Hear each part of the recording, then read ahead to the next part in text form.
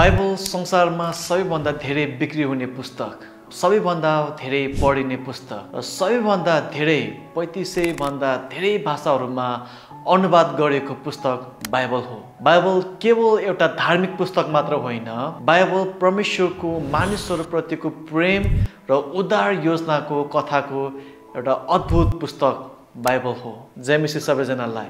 म सामुएल लोमी, तपाईहरुलाई मेरो बाइबल ज्ञान सिरिजमा तपाईहरुलाई स्वागत छ। बाइबल कसरी लेखियो भन्ने बारेमा छोटो विवरण लिएर तपाईहरुको माझमा आएको छु। पहिलो, ईश्वरीय प्रेरणा। ईसाईहरुको यो विश्वास छ कि बाइबल ईश्वरीय प्रेरणाबाट लेखिएको हो। यसको मतलब यो हो कि मानव लेखकहरूले सत्य सन्देशलाई आफ्नै शब्दहरू र शैलीहरूमा लेखे, जुन उहाँको इच्छासँग मेल खाने गरी परमेश्वरले यो लेखन प्रक्रियालाई मार्गदर्शन गरेर सुनिश्चित गरे। यो कुरा हामी दोस्रो तिमोथी 3:16 र दोस्रो पत्रुस 1:21 मा हामी पाउन सक्छौं।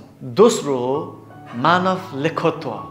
बाइबल 40 भन्दा बढी विभिन्न लेखकहरूद्वारा लेखिएको हो, जसमा अगमवक्ताहरू, राजाहरू, गोठालाहरू, मछुवाहरू र विद्वानहरू समावेश छन्। प्रत्येक लेखकले आफ्नै शैलीमा लेखे, जसले उनीहरूको व्यक्तित्व, पृष्ठभूमि र ऐतिहासिक सन्दर्भलाई झल्काउने गर्दछ।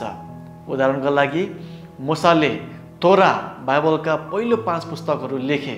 राजा दाउदले धेरै भजनहरू लेखे। यशाया, यर्मिया, इजेकियल जस्ता अगमवक्ताहरू र अरू अगमवक्ताहरूले अगमवक्ताको पुस्तकहरू लेखे। र नयाँ नियमका लेखकहरूमा मत्ती, मर्कुस, लुका, योहन्ना, पावल, पत्रुस जस्ता अरू धेरै लेखकहरू समावेश छन्। र यी माथिको सिद्धान्तलाई इङ्ग्लिसमा the verbal plenary, the dual authorship of scripture भनेर भनिन्छ। द भर्बल प्लेनरीको शाब्दिक अर्थ चाहिँ के हो भने, बाइबलका शब्दहरू नै परमेश्वरले प्रेरित गरेको हो, केवल विचार र सिद्धान्त मात्र होइन।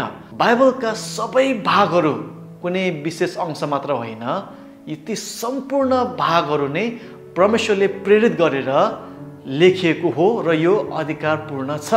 र यो सिद्धान्त अनुसार जबकि बाइबलका लेखकहरूले मानवीय रूपमा आफ्नै शब्दहरू र शैलीमा सोच्दै महसुस गर्दै लेखेका थिए, तर परमेश्वरले यस प्रक्रियालाई रहस्यमय तवरले निर्देशन गर्नुभयो कि लेखिएको हरेक शब्द उहाँले चाहेको ठिक त्यही शब्द जुन सबै त्रुटिहरूबाट मुक्त थियो।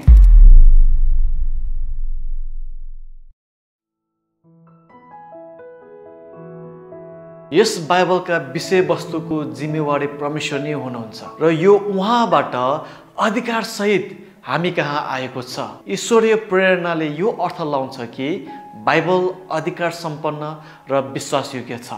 तपाईहरूले यो माथिको भिडियो हेर्नुभयो भने बाइबल कसरी लेखिए र कुन प्रक्रियाहरू समावेश थिए भन्ने बारेमा थप जानकारी तपाईहरूले पाउन सक्नुहुन्छ। बाइबलमा यी अध्याय र पद विभाजनहरू कहिले थपिएका हुन् भन्ने बारेमा तपाईहरूको माझमा थप केही जानकारीहरू लिएर आएको छु। अध्याय विभाजन 1300 शताब्दीमा स्टेफन ल्याङ्टन क्यान्टरबरीका आर्च बिशपले पुरानो नियम र नयाँ नियममा अध्याय विभाजन उहाँले गरे। र पद विभाजन चाहिँ पुरानो नियममा यहुदी शास्त्री बेन अशर परिवारले करिब ईस्वी सम्बत 900 मा पद विभाजन गरे भने नयाँ नियमको पद विभाजन चाहिँ रोबर्ट स्टेफनसले ईस्वी सम्बत 1551 मा पद विभाजन गरे।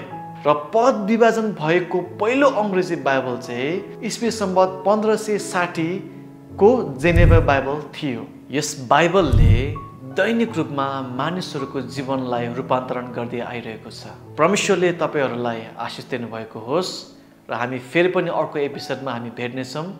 सबैजनालाई जय मसीह।